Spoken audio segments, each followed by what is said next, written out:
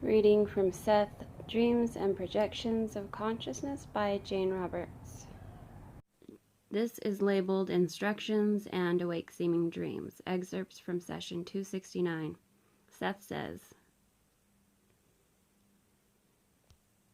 "There are some notes I want to give you concerning dreams in which you feel certain you are normally awake. When these dreams are unusually vivid, the ego is aware and participating, but generally it is not using its critical faculties. As you know, you can become critically alert, but when you do so, you realize that you are not in your normal waking condition. In awake-seeming dreams, you are indeed awake, but within a different psychological framework indeed, within a different framework of reality. You are operating at a high level of awareness and using the inner senses. These enable you to perceive an added depth of dimension, which is responsible for the vividness and sense of exhilaration that often occurs within the kind of dream. The next step, of course, is to allow the ego to awaken its critical faculties while within this state. You are then able to realize that while you are indeed awake as you seem, you are awake while the body is asleep. When this occurs, you will be able to use your normal abilities in addition to those of the dream condition. You will be certain of your identity, realize that the physical self is sleeping or in a dream state, and that the inner self is fully awake. This represents a definite increase in the scope of consciousness and a considerable expansion over the usual limitations set by you upon yourself. Only then can you fully begin to manipulate the conditions that exist and communicate this knowledge that you receive to the ego. For the time, you see, the ego becomes a direct participator in such experience, at least to a degree. Almost all of your dream experiences do involve projection of one kind or another.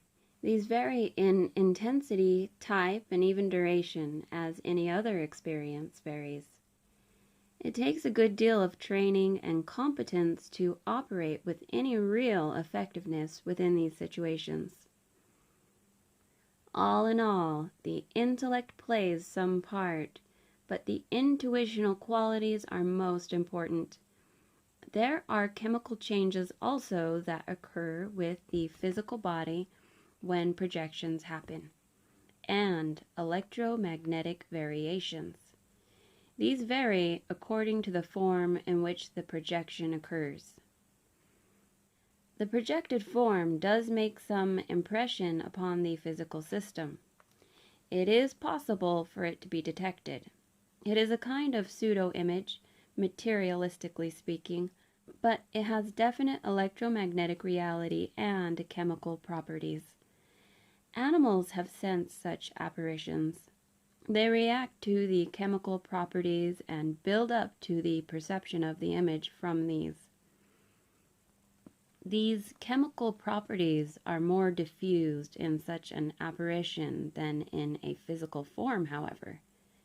The chemical composition of a storm, perhaps, will give you an idea of what I mean. They cause small disturbances in the physical system. As a rule, they are not solid, in the same way that clouds are not solid, and yet they have shape, and to a certain extent, boundaries and movement. They definitely have a reality, though you cannot usually perceive it with the physical senses. Perhaps this diffused quality is the most important difference, from your point of view, between an apparition and a physical form. There is an atomic structure, but in some ways it is less complete than the physical one.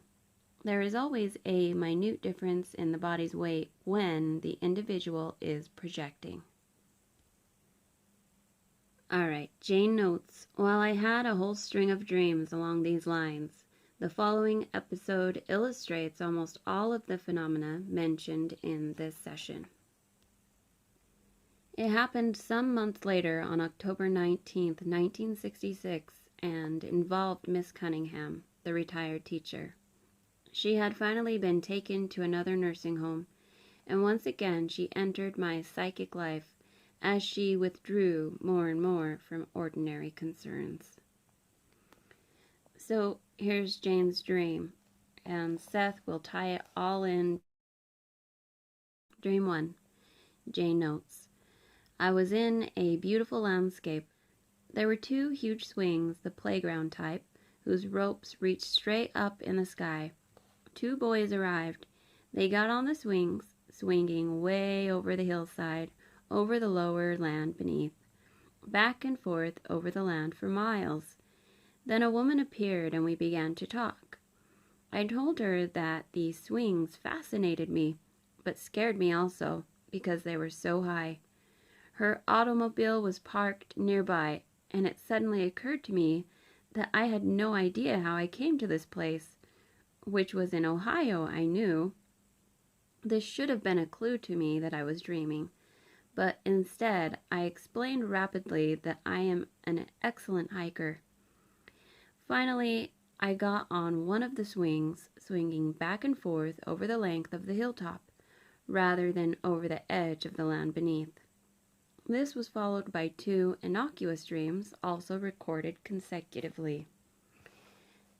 So, she notes, false awakening or awake-seeming dream.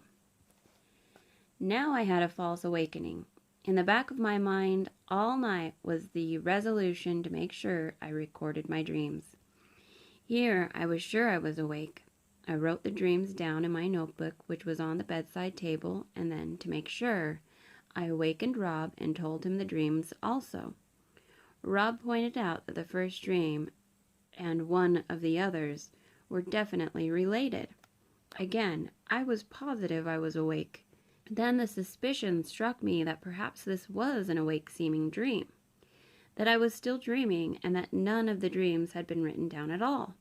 I kept struggling to analyze my state of consciousness, and finally decided to check the notebook again. Without moving my physical body and with my physical eyes closed, I reached over and checked my dream book, finding that the page was blank. Really angry at this self-deception, I decided to get out of bed entirely, go into the living room, turn on the light, and make sure that I really wrote the dreams down this time.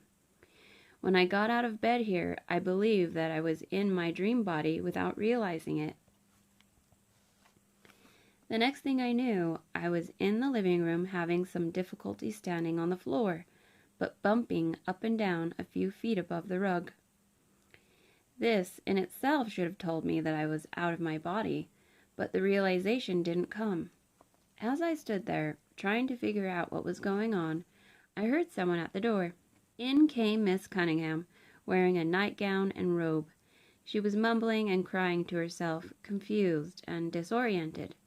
Mrs. Butts, she kept saying, exactly as she used to when she came to me for help. The room was dark, normal in every way, lit to some degree by the street lights outside. At first I thought that Miss C was sleepwalking and was worried about awakening her. Something else confused me. I heard very dim jazz music and couldn't figure out where it was coming from. Miss C was hardly the type to carry a small transistor radio in her robe pocket. I stood there a moment, wondering how she got in, and decided that I must have left the door unlocked. But how to get her back to her own apartment, I wondered. I completely forgot that she had moved. Now I stood by the bathroom door. She came closer, muttering under her breath, and for a moment the 2 of us were clearly delineated by the streetlight. Our eyes met. Instantly, I realized that I was out of my body. And so was she. Mrs. C gave a deep, frightening gasp and disappeared. Instantly, I opened my eyes to find myself in bed, body and all. I was as bewildered as I've ever been. Only one split second ago, I'd been in the living room. Quickly, I got up and rushed out to the other room. No one was there. It was 12:30 p.m. I sat down and wrote down the experience and the earlier dreams. As I wrote, I heard dim music. It was coming from the apartment upstairs, and it was exactly the same kind I'd heard earlier. With some excitement, I went back to the bedroom. It was quiet and still there. The music could only be heard where I'd met Miss Cunningham. I'm convinced that I left my body when I decided to go into the living room and met Miss C, who was traveling in her dream body, wandering about in her old surroundings and coming in for help as she used to. Unfortunately, my critical sense was fully awakened only toward the end of the experience, though I made several valiant efforts to understand my condition. In session 298, October 31st, 1966, Seth commented on this experience. Alright, Seth says, Rupert's experience with your Miss Cunningham was quite legitimate. He used a most advantageous method of projection without knowing that he did so, and I highly recommend this method to you both. When you awaken or seem to waken in the middle of the night, try to get out of the body. Simply try to get out of the bed without moving the body and go into another room. This is a pleasant and easy method. With some experience, you will discover that you can maintain control, walk out of the apartment and outside. You may then attempt normal locomotion or levitation. There is little strain with this method. Keep it in mind so that you are alert to the initial favorable circumstances. You may be half awake. You may be in a false awakening. The method will work in either case. You can, if you want to, look back at your body. You must want to do this, however. Often, you do not want to see the body by itself, so to speak, and so choose methods that make this more difficult. Just this one exercise will sharpen your control greatly. It is an ABC. This experience is also less startling to the ego than a more abrupt projection, and the ordinary nature of the activities, walking into the next room, for example, will be reassuring. You are more calm in your own surroundings. Of course, Rupert was out of his body when he saw Miss Cunningham, who was in the same condition. Now it is possible for someone within the body to perceive someone who is not, but it is not unusual. The perceiver must be a person of strong psychic abilities, or the projecting personality must be driven by high emotional intensity to make himself known. Alright, if you want to hear the last part of this chapter, go to part 3.